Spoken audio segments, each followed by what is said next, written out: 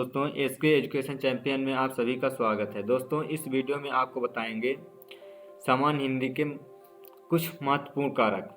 दोस्तों, जो आपके कंपटीशन एग्जाम हो या कोई आप 9th 10th 11th 12th कोई भी कक्षा में पढ़ रहे हैं तो ये सभी के लिए अति महत्वपूर्ण है। दोस्तों, इसमें से कुछ न कुछ क्वेश्चन हर कंपटीशन एग्जाम में पूछे जाते हैं, चाहे एसएससी, रेलवे, एनटीपीसी, आरपीएफ कोई भी एग्जाम हो। क्योंकि हमें लगता है कि एसएससी में पूछता नहीं, एसएससी में ऐसा नहीं है। आपको जनरल नॉलेज में और ज़रूर है कि क्वेश्चन डाल ही देता है, एक या दो क्वेश्चन जरूर डालता है। हो सकता है कि आपको कारक से ही दे दे, और बहुत ऐसे एग्जाम होते हैं जिसमें हिंदी का सिलेबस अलग से दिया रहता है तो उसमें कारक के कुछ क्वेश्चन पूछता जरूर है। चलिए दोस्तों, हम इस कारक की परिभाषा सबसे पहले पढ़ेंगे, इसके बाद उसके प्रकार पढ़ेंगे। तो दोस्तों, परिभाषा क्या कहता है? संज्ञा या सर्वनाम के जिस रूप से उसका संबंध क्रिया और दूसरे शब्दों के साथ सूचित किया जाता है वह कारक कहलाता है। साधारण शब्दों में दोस्तों, संज्ञा या सर्वनाम के जिस रूप से उसका संबंध क्रिया और दूसरे शब्दों के साथ सूचित किया जाता है वह कारक कहलाता है। क्या कहलाता है? कारक कहलाता है। साथियों, हिंदी में मुख्यतः 8 कारक होते हैं। कितने होते हैं? 8 कारक होते हैं, जिनका विवरण नीचे लिखे हैं हम। तो कर्ता कारक क्या है दोस्तों?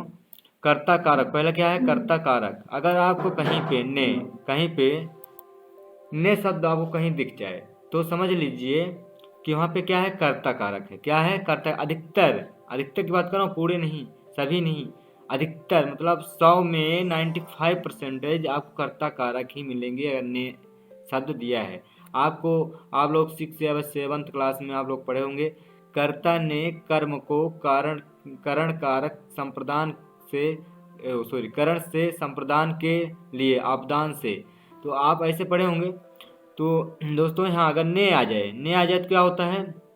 वहाँ कर्ता कारक होता है। चलिए हम कर्ता कारक की परिभाषा पहले पढ़ते हैं। संज्ञा या सर्वनाम के जिस रूप से क्रिया को करने वाले का बोध हो उसे कर्ता कारक कहते हैं। साधारण शब्दों में कहें तो दोस्तों, संज्ञा या सर्वनाम के जिस रूप से क्रिया को करने वाले का बोध हो उससे क्या कहते हैं? कर्ता कहते हैं। तो चलिए हम कुछ एग्जाम्पल पढ़ते हैं, उदाहरण पढ़ते हैं। तो उदाहरण क्या है? गीता नृत्य कर रही है। गीता क्या कर रही है? नृत्य कर रही है। इसमें कर्ता कौन है? गीता है। गीता क्या कर रही है? अपना काम कर रही है। यहाँ कर्ता क्या हो गया? गीता हो गई। गीता क्या हो गई दोस्तों? कर्ता हो गई। तो यहाँ हमारा कर्ता कारक हो गई। तो गीता क्या है? कर्ता कारक है। क्या है? कर्ता कारक है। दूसरा क्या है? राम ने धनुष पर बाण चढ़ाया। धनुष पर बाण किसने चढ़ाया? राम ने चढ़ाया। यहाँ कर्ता क्या हुआ? राम हुआ। राम ने अपना कर्म किया। क्या किया? कर्म किया। इसका कर्म क्या है? धनुष पर बाण चढ़ाना है। तो आगे हम चलते हैं। आगे क्या है? दूसरा में कर्म कारक। क्या है दोस्तों? कर्म कारक जो है, अगर आप कहीं पे को शब्द दिख जाए, क्या दिख जाए? को शब्द, तो आप समझ लीजिए कर्म कारक है। तो चलिए इसकी हम परिभाषा पढ़ते हैं पहले। तो परिभाषा क्या कहता है? जिस व्यक्ति संज्ञा या सर्वनाम के जिस रूप में या जिस व्यक्ति या वस्तु पर क्रिया का फल पड़े, क्या पड़े?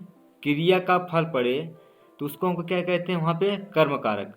क्रिया पर क्या पड़ता है? फल पड़ता है, तो उसको हम वहाँ क्या होता है? कर्म कारक होता है। चलिए हम कुछ एग्जाम्पल पढ़ते हैं, एग्जाम्पल के माध्यम से समझते हैं। तो रावण को राम ने मारा। राम ने किसको मारा? रावण को मारा। तो रावण को मारा, किसको मारा? रावण को मारा। रावण कौन हो गया? यहाँ पे कर्म हो गया। कर्म हो गया किसका? राम का। राम का क्या होगा? कर्म हो गया। क्या किसको मारा? रावण को। अरुण पुस्तक पढ़ता है। अरुण तो कर्ता हो गया। अब पढ़ता क्या है? कर्म क्या करता है? पुस्तक पढ़ता है। क्या करता है? पुस्तक पढ़ता है। यहाँ पे कर्ता क्या, कर्म क्या हो गया? कर्म है पुस्तक पढ़ना। कर्म क्या है? पुस्तक पढ़ना। यहाँ पे कर्म हो गया। आगे चलते हैं।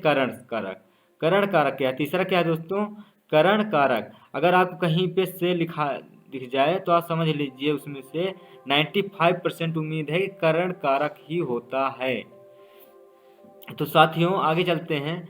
परिभाषा क्या है? कर्ता जिस साधन या उपकरण से क्रिया संपन्न कराता है उसे करण कारक कहते हैं। क्या कहते हैं? करण कारक कहते हैं। कर्ता जिस साधन या उपकरण से क्रिया संपन्न कराता है उससे क्या कहते हैं, करण कारक कहते हैं। क्या कहते हैं साथियों, करण कारक कहते हैं।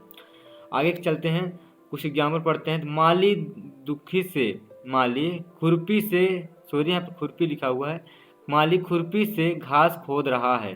किससे घास खोद रहा है, खुरपी से। तो यहाँ करण क्या हो गया, खुरपी, खुरपी क्या हो गई, करण हो गया। किससे हम खोद रहे हैं, खुरपी से खोद रहे हैं, ये हमारा क्या हो गया, करण हो गया। आगे चलते हैं, आगे क्या कहते हैं, मैं रेल से आया हूँ। किससे आया हूँ, रेल से आया हूँ। माध्यम क्या है, रेल है, तो रेल क्या हो गया, करण हो गया। रेल के माध्यम से आया, किसके माध्यम से आया, रेल के माध्यम से आया। यहाँ पे क्या था, खुरपी था, क्या था, खुरपी। मालिक खुरपी से घास खोद रहा है, मैं रेल से आया, आया रेल क्या हो गई, यहाँ करण हो गया। साथियों इस प्रकार से हुआ करण कारक। आगे चलते हैं हम, संप्रदान कारक। क्या है, संप्रदान कारक। यहाँ पे हम पढ़ेंगे संप्रदान कारक। संप्रदान कारक में अधिकतर आपको मिलेंगे के लिए, किस क्या मिलेगा साथियों, के लिए। से भी आता है 5% कहीं ना कहीं आपको से भी देखने को मिलेंगे। तो इसका परिभाषा क्या है, जिसके लिए क्रिया की, जिसके लिए क्रिया की जाए उसका बोध कराने वाला शब्द संप्रदान कारक कहलाता है। क्या कहलाता है साथियों, संप्रदान कारक कहलाता है या कहते हैं। तो अगर हमें जिस साधारण शब्दों में कहें, जिसके लिए मतलब किसी के लिए क्रिया की जाए, क्रिया की जाए उसका बोध कराने वाला शब्द क्या कहलाता है, संप्रदान कारक कहलाता है। क्या कहलाता है, संप्रदान कारक कहलाता है। चलिए एग्जाम्पल के माध्यम से समझते हैं। एग्जाम्पल क्या कहता है, बच्चे के लिए दूध लाओ। किसके लिए दूध लाओ, बच्चे के लिए, बच्चे के लिए दूध लाओ। किसके लिए, मतलब दूसरों के लिए प्रयुक्त किया जा रहा है, बोध करा रहा है। मतलब साफ साफ परिभाषा के अनुसार जिसके लिए क्रिया की जाए, किसके लिए क्रिया की जा रही है, बच्चे के लिए क्रिया की जा रही है। किसके लिए की जा रही है, बच्चे के लिए। तो हमारा क्या होगा, संप्रदान कारक हो गया। दूध लाओ, बच्चे के लिए दूध लाओ, यहाँ हम बच्चे के लिए क्या हो गया, मेरा संप्रदान हो गया। आगे क्या है, मैं पूजा के लिए फूल लाया हूँ। किसके लिए फूल लाया हूँ, पूजा करने के लिए फूल लाया हूँ, पूजा के लिए फूल लाया हूँ। किसके लिए लाया हूँ साथियों, पूजा के लिए फूल लाया हूँ। आगे चलते हैं, पांचवा क्या कहता है, आपदान कारक। पांचवा क्या कहता है, आपदान कारक। चलिए इसकी हम परिभाषा पढ़ते हैं। संज्ञा या सर्वनाम का वह रूप जिसमें, संज्ञा या सर्वनाम का वह, संज्ञा या सर्वनाम का वह रूप जिससे पृथकता का बोध हो।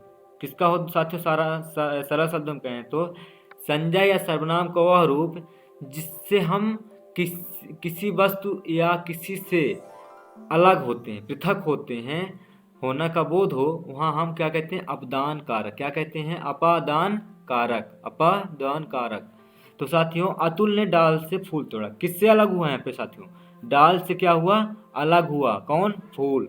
डाल से कौन अलग हुआ, फूल हुआ। तो यहाँ हमारा क्या हो गया, अपदान कारक कौन हुआ, डाल। अपदान कारक क्या हुआ, डाल। अतुल ने डाल से फूल तोड़ा, तो डाल हमारा क्या हो गया, अपदान कारक हो गया। आगे चलते हैं, पतंग बच्चे के हाथ से छूट गई। किसके हाथ से छूट गई, बच्चे के हाथ से छूट गई। यहाँ हाथ क्या हो गया, अपदान कारक हो गया। क्या हो गया, अपादान कारक हो गया। हाथ से किसे छूटा, हाथ से छूट गया। आगे चलते, छठवां नंबर क्या है, संबंध कारक। क्या है साथियों, संबंध कारक। संबंध कारक में क्या होता है, संज्ञा व सर्वनाम का रूप जिससे वाक्य में आए हुए अन्य व्यक्ति या वस्तु के से उसके संबंध का बोध हो। सरल शब्दों में कहें साथियों, संज्ञा व सर्वनाम का वह रूप जिसमें वाक्य में आए हुए अन्य व्यक्ति या वस्तु से उसका संबंध का बोध हो, तो क्या कहलाता है, संबंध कारक।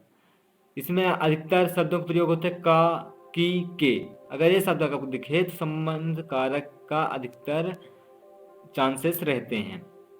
तो साथियों यहाँ पे क्या कहता है, यह रमेश का घर है। किसका घर है, रमेश का, रमेश का घर है। मतलब वस्तु से उसका क्या है, संबंध है। किससे, किस वस्तु से संबंध है, घर से। किससे संबंध है, घर से। यहाँ रमेश का, किसका घर है, रमेश का। यह उसकी पुस्तक है। किसकी पुस्तक है, उसकी पुस्तक है। इन्हीं यहाँ पे उसकी जो है संबंध कारक, यहाँ पे रमेश क्या है, संबंध कारक। साथियों आगे चलते हैं, आगे क्या कहता है, सातवां अधिकरण, अधिकरण कारक। क्या कह रहा था साथियों, अधिकरण कारक। अधिकरण कारक में पर अगर ये शब्द आपको दिख जाए समझ लीजिए कि अधिकतर क्वेश्चनों में अधिकरण कारक। अगर आपसे कुछ नहीं आ रहा है तो अगर में और पर आपको दिख जाए तो आप बिना सोचे समझे आप अधिकरण कारक पर टिक लगा दीजिए या लिख दीजिए। तो साथियों चलिए हम इसकी परिभाषा पढ़ते हैं। संज्ञा या सर्वनाम के जिस रूप से क्रिया के स्थान का बोध हो। संज्ञा या सर्वनाम के जिस रूप से क्या हो, क्रिया, जिस रूप से क्रिया के स्थान का बोध हो, मतलब क्रिया के स्थान का बोध हो, क्या कहलाता है, अधिकरण कारक कहलाता है। आगे चलिए चलते हैं, हम कुछ एग्जाम्पल पढ़ते हैं। तो गिलास में पानी है, किसमें पानी है, गिलास में। यहाँ किसमें पानी है, गिलास में। किसमें पानी है साथियों, गिलास में। किसका बोध हो रहा है, स्थान का बोध हो रहा है। कहाँ पे पानी है, गिलास के अंदर पानी है। गिलास के बाहर हो नहीं सकता, गिलास के अंदर ही हो सकता है पानी। तो गिलास के अंदर पानी है, नहीं स्थान का बोध हो रहा है। किसके स्थान का, क्रिया के स्थान का बोध हो रहा है। पुस्तक मेज पर रखी है, कहाँ पर रखी है, मेज पर रखी है। किसी अन्य वस्तु के सहारे यानी ठहरी रखी हुई है, मतलब कहाँ पे रखी हुई, मेज पर रखी हुई। स्थान पता चल रहा है कि मतलब जो हमारा कर्म है, क्रिया है, क्रिया करने जाएंगे तो उस स्थान का नाम है मेज पर रखी हुई पुस्तक का उठाना या रखना, ठीक है ना। तो यहाँ पे मेज क्या हो गया, अधिकरण कारक हो गया। अधिकरण कारक परिभाषा साथियों, संज्ञा या सर्वनाम के जिस रूप से क्रिया के स्थान का बोध हो। संज्ञा या सर्वनाम के जिस रूप से क्रिया के स्थान का बोध हो, अधिकरण कारक कहलाता है। तो आगे चलते साथियों, संबोधन कारक क्या है, संबोधन कारक क्या है, हे हो हरे, हे हो अरे। संज्ञा या सर्वनाम के जिस रूप से किसी को पुकारने का ज्ञान हो। संज्ञा या सर्वनाम के जिस रूप से किसी को पुकारने का ज्ञान हो, तो हम क्या कहते हैं, संबोधन कारक कहते हैं। हे, जैसे एग्जाम्पल है, हे प्रभु सभी का भला करो, हे प्रभु सभी का भला करो। हरे रमेश कहाँ जा रहे हो, मतलब